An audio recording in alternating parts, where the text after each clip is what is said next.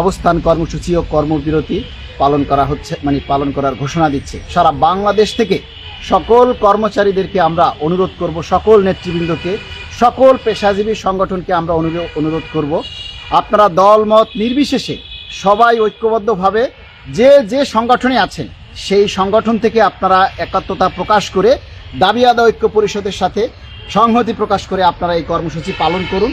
আমাদের যে প্রাণের দাবি, দীর্ঘ 10 বছর আমরা 2টা পে স্কেল থেকে বঞ্চিত। আপনারা জানেন আমাদের বেতন বাড়ে না, কিন্তু দ্রব্যমূল্যের দাম বাড়ে।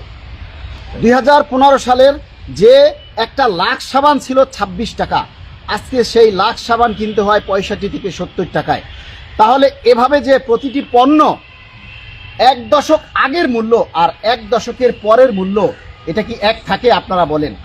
আমাদের যে বেতন 2015 সালে যা ছিল 15,000 টাকা, 1 দশক পরে আজকে 2026 সালেও আমাদের সেই বেতন এই 2015 সালের বেতনই রয়েছে মাত্র 15,000 টাকা। আপনারা বলেন 15,000 টাকা দিয়ে আজকে যদি আমরা বাজারে যাই, সারা মাসের বাজার করতে আনুষঙ্গিক দ্রব্যাদি সব মিলিয়ে আমাদের প্রায় 40,000 টাকার উপরে আমাদের বাজার লাগবে। তাহলে আমরা 15,000 টাকা দিয়ে 40,000 টাকার বাজার কিভাবে করব?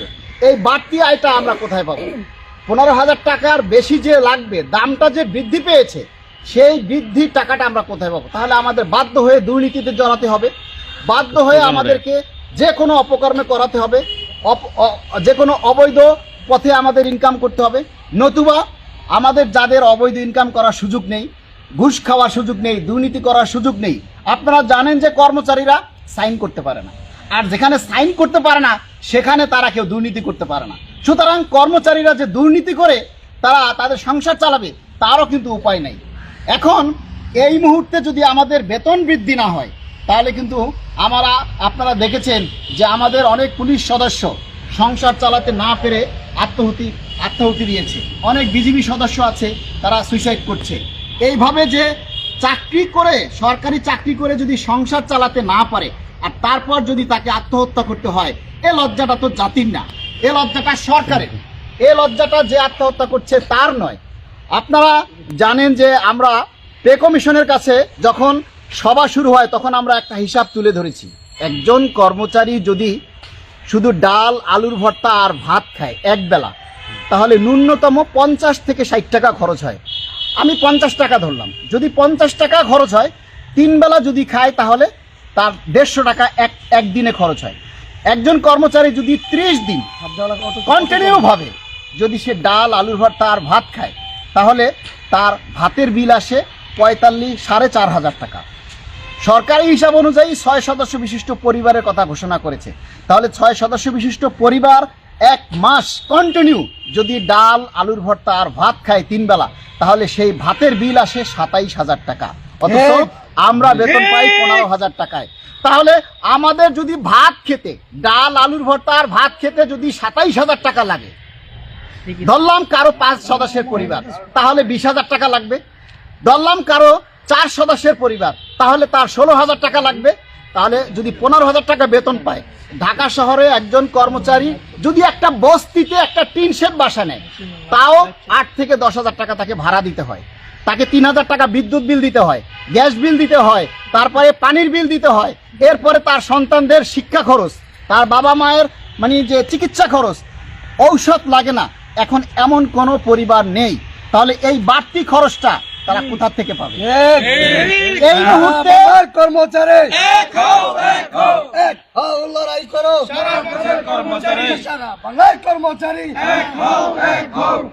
আমরা এই যে পে কমিশন গঠন হওয়ার পর আপনারা দেখেছেন যে ধাপে ধাপে দ্রব্যমূল্যের দাম বেড়েছে।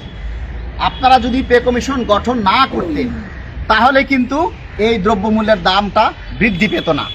পে কমিশন গঠন করেছেন, তার আগে আমরা মহার্ঘ ভাতা চেয়েছিলাম, মহার্ঘ ভাতা আপনারা নাকচ করে দিয়েছেন, দিলেন 10% বিশেষ ভাতা, আগের ছিল 5%, এই সব মিলাইয়া 15% আপনারা ভাতা দিলেন। আপনারা সেই ভাতা আমরা ড্র করার আগেই আবার আপনারা পে কমিশন গঠন করলেন, আমরা সাধুবাদ জানাই।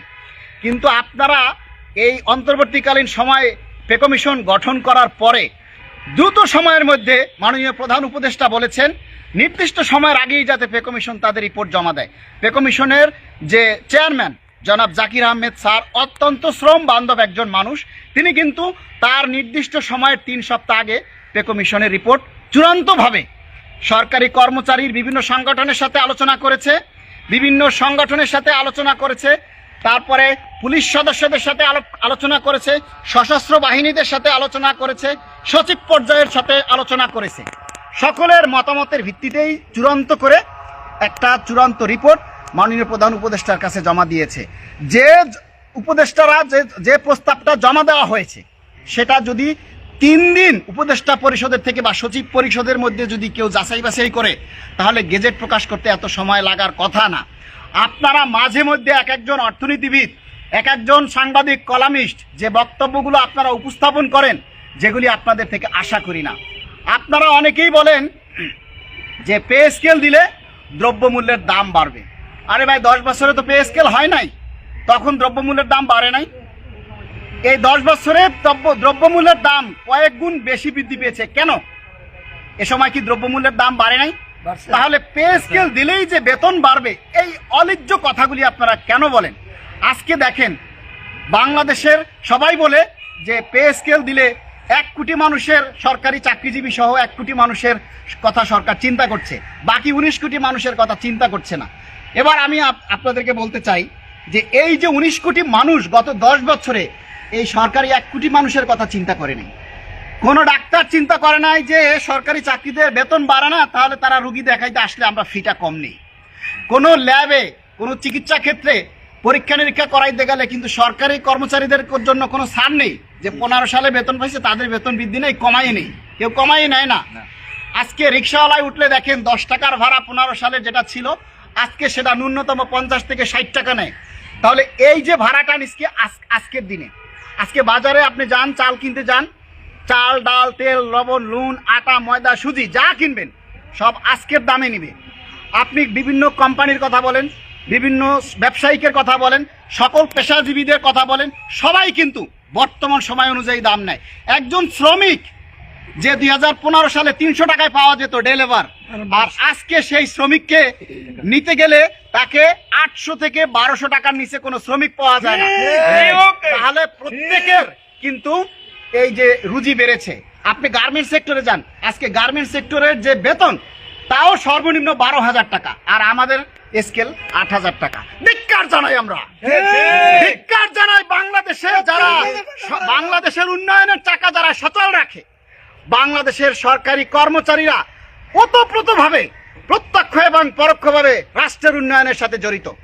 আপনি বলেন বাংলাদেশে 19 কোটি মানুষ, এই 19 কোটি মানুষকে কোনো না কোনোভাবে এই 1 কোটি মানুষ সার্ভিস দেয়। রাস্তা ঝাড়ু দেওয়া থেকে শুরু করে একেবারে সচিব পর্যন্ত সবাই রাষ্ট্রের সেবা দেয়। আজকে দেখেন যে পুলিশ সদস্যরা তারা দিনরাত পরিশ্রম করে, অনেক পুলিশ সদস্য, সেনাবাহিনীর সদস্য, গোয়েন্দা শাখায় যারা আছে, বিজিবি, র্যাব সদস্য, আমরা যখন লাইভে যাই তারা অসংখ্য মানুষ এসে কমেন্ট করে, তারা আমাদের সাথে যোগাযোগ করে, বলে ভাই আমরা চলতে পারতেছি না। আমার একজন সেনাবাহিনীর স্ত্রী লাইভে এসে কান্নাকাটি করেছে, ভাই আমরা শুক্রবার দিন কোনো অনুষ্ঠানে যেতে পারি না, আমার ছেলে মেয়েরা কান্নাকাটি করে, পাশের বাসার বিয়ের অনুষ্ঠান, তাদেরকে বুঝ দিয়ে রাখতে পারি না। কেন? আরে ওই প্রোগ্রামে গেলে আমার তো ন্যূনতম একটা উপহার দিতে হবে। আমি তো 3 বেলা খেয়ে ভাত খেয়ে বাঁচতে পারতেছি না, আমি উপহার দেবো কিভাবে? আমার ছেলে মেয়েকে স্কুলে ভর্তি করাতে গেলে তার যে ভর্তি ফি প্রতিটা বছর, তার স্কুল ড্রেস, বই, খাতা, কাগজ কলম, এগুলি আমি কোথা থেকে দিব? আর বাংলাদেশের একটা অব্যবস্থাপনা, সবচাইতে অথর্ব একটা প্রতিষ্ঠান হলো বাংলাদেশের শিক্ষা মন্ত্রণালয়। আমরা যখন পড়াশোনা করেছি, হাই স্কুলে 6-এ ভর্তি হয়েছি, 10ম শ্রেণী থেকে পাশ করে বের হয়ে গেছি, আর ভর্তি হতে হয় নাই। আর আজকে শিক্ষকরা একটা ব্যবসা শুরু করেছে, প্রতি বছর একই ছাত্রকে একই ক্লাসে, তারপর পরবর্তী ক্লাসে বারবার ভর্তি করতে হয়। তারপরে এখন দেখেন আপনি প্রাইমারি থেকে শুরু করে হাই স্কুল পর্যন্ত প্রতিটা ছাত্রকে প্রতি বছর ভর্তি করতে হয়।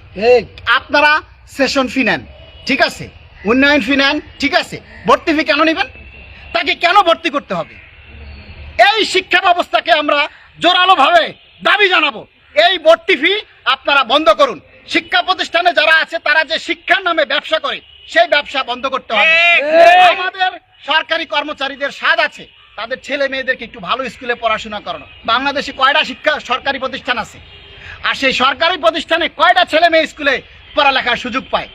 ঢাকা শহরে কয়টা প্রাইমারি স্কুল আছে, কয়জনে সেই প্রাইমারি স্কুলে পড়ার সুযোগ পায়?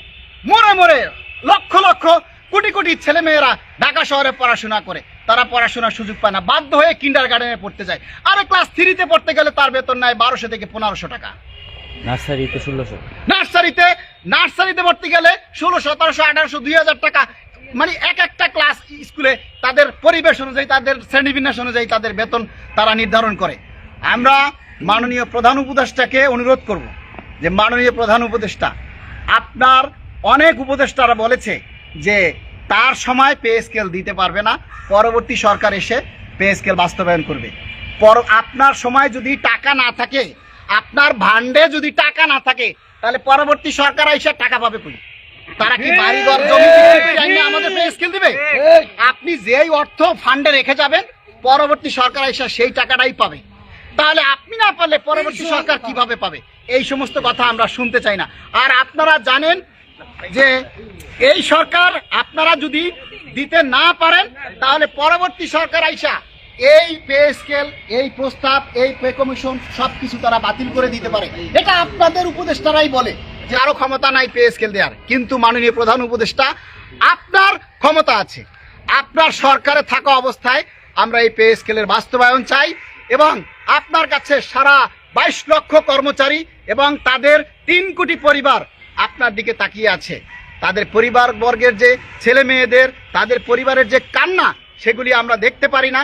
প্রতিটা কর্মচারী অফিসে এসে ঠিকমতো কাজ করতে পারে না, তার সংসারের অভাব, তার বাবা মায়ের চিকিৎসার অভাব, কোনোটা করতে পারে না, যার কারণে অফিসে এসে ঠিকমতো সার্ভিস দিতে পারে না। আমরা চাই রাষ্ট্র যথাসময়ে চলুক, রাষ্ট্রের উন্নয়নের চাকা সচল থাক। তাই আপনি অবিলম্বে আমাদের এই কর্মসূচির মধ্যেই, এই 3 কর্মদিবসের মধ্যে আমরা পে স্কেলের গেজেট চাই।